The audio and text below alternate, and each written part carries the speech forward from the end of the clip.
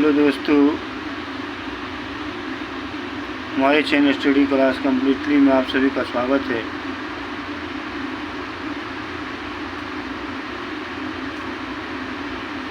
आज हम सब आप सभी के लिए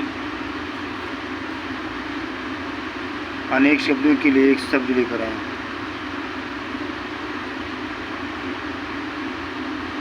फर्स्ट क्वेश्चन है, जिसका कोई शत्रु पैदा ही ना हुआ हो, वाक्यांश के लिए एक शब्द है। अजात शत्रु, शत्रुघ्न, शत्रुहीन, शत्रुविहीन। क्या जिसका कोई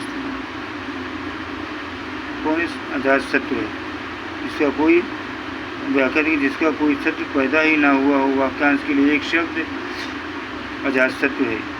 जिसका कोई शत्रु ही जन्मा है, नहीं जन्मा है, वाक्यांश के लिए एक शब्द अजय, शत्रुजयी, अजात शत्रु, शत्रुविहीन, अजात शत्रु। अपना मंतव्य साधने वाला के लिए एक शब्द है स्वार्थी। जिसका उच्चारण न किया गया हो के लिए एक शब्द है अनुच्चरित। अनेक शब्द वाक्यांशों और उनके लिए प्रयुक्त शब्दों के लिए निम्नलिखित युग्मों में सही युग्म का चयन कीजिए।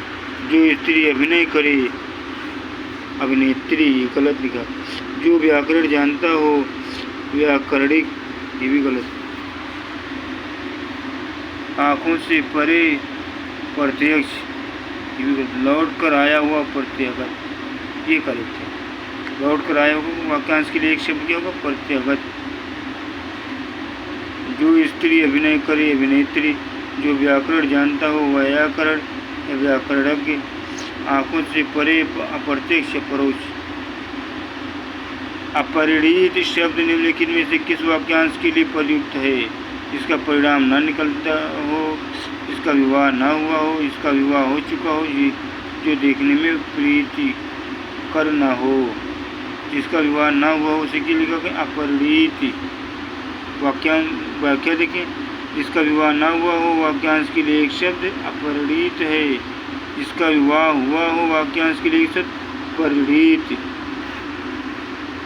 निम्नलिखित में से किस वाक्यांश के लिए एक शब्द दुर्निवार प्रयुक्त होता है? जिसे दूर करना कठिन हो, जिस पर वार न करना कठिन हो, जिसे देख पाना कठिन हो, जिसे जीत पाना कठिन हो। क्या होगा? जिसे दूर करना कठिन हो के लिए दुर्निवार। व्याख्या। जिसे दूर करना कठिन हो, वाक्यांश के लिए दुर्निवार शब्द प्रयुक्त होता है। जिसे जीत पाना कठिन हो, वाक्यांश के लिए एक शब्द दुर्जेय। युद्ध की इच्छा रखने वाला के लिए एक शब्द योद्धा, युद्धरत, युद्धवीर, युयुत्सु।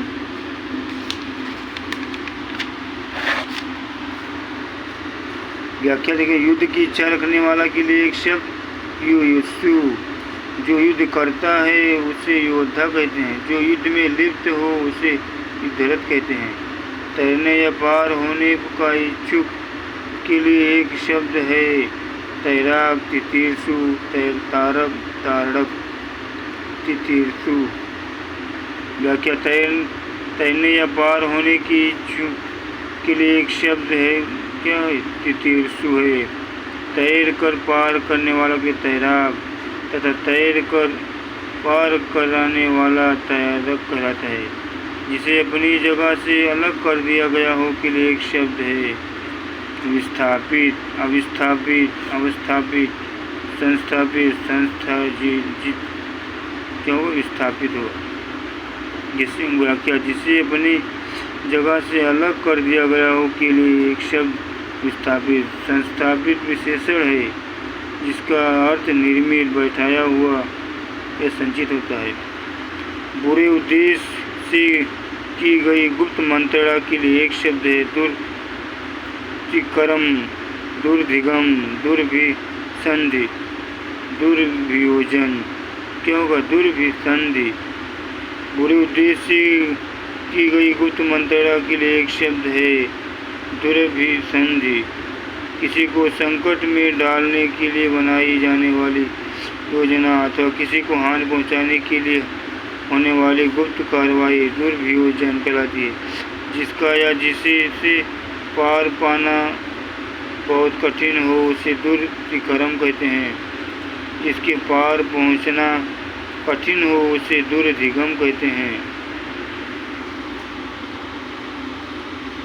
सवाल जवाब बहस हुज्जत या दिए गए उत्तर पर उत्तर के लिए एक शब्द है।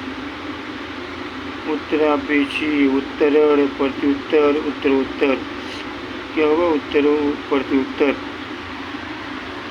व्याख्या देखिए। सवाल जवाब बहस हुज्जत या दिए गए उत्तर पर उत्तर के लिए एक शब्द प्रत्युत्तर है। वो जिसने उत्तर की अपेक्षा की उसे उत्तरापेक्षी कहते हैं। पार उतरने की क्रिया या भाव उत्तर कहलाता है। एक के पीछे एक क्रम को उत्तरोत्तर कहते हैं। खोज करने वाला इस वाक्यांश के लिए एक शब्द है। अन्वेषक, अनुपम, अन्वित, निवेशक। खोज करने वाले के लिए क्या? अन्वेषक। व्याख्या देखिए। खोज करने वाला वाक्यांश के लिए एक शब्द है अन्वेषक। जिसकी उपमा ना हो वाक्यांश के लिए अनुपम कहते हैं। निवेश करने वाला वाक्यांश के लिए एक शब्द निवेशक होता है, इन्वेस्टमेंट कहते हैं। ये वो कन्या जिसके साथ विवाह का वचन दिया गया है के लिए एक शब्द है वाग्दत्ता, वाग्दान, वाग्बद्ध, वाग्विदग्ध। क्या होगा? वाग्दत्ता। व्याख्या देखिए। वो कन्या जिसके साथ विवाह का वचन दिया गया हो है के लिए एक शब्द वाग्दत्ता है। कन्या का विवाह कर देने का वचन देने की रस्म को वाग्दान कहा जाता है। मौन अथवा वचनबद्ध को वाग्बद्ध कहते हैं। वाग चतुर को वाग्विदग्ध कहते हैं। मदिरा पीने का प्याला के लिए एक शब्द है चश्म, चषक, चष्क, चषक। कैसे होगा? मदिरा पीने का प्याला, चषक। मदिरा पीने का प्याला के लिए एक शब्द क्या होगा? चषक है। चश्म का अर्थ नेत्र अथवा आँख होता है। जो स्त्री के वशीभूत है के लिए एक शब्द है स्त्री प्रेमी, स्त्रैण, स्त्री योचित, स्त्रियावशी। क्या होगा? स्त्रियोचित। तो जो स्त्री के वशीभूत है के लिए एक शब्द क्या होगा? स्त्रैण।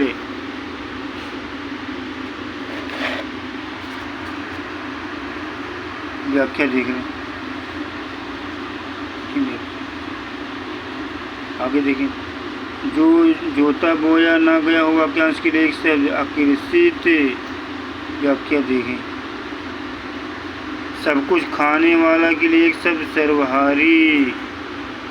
इसकी व्याख्या देख लें। आगे वो समारोह जिसमें गुरुकुल के स्नातकों को विद्या अध्ययन कर देने के उपरांत विदाई दी जाती थी। इस वाक्यांश के लिए एक शब्द है समावर्तन। इसका भी व्याख्या देखें। आगे है प्रतिपदा का उपयुक्त अर्थ है पक्ष की पहली तिथि। अगला देखिए। व्याख्या देखिए इसका। कनिष्ठिका और मध्यमा के बीच की उंगली को कहते हैं अनामिका।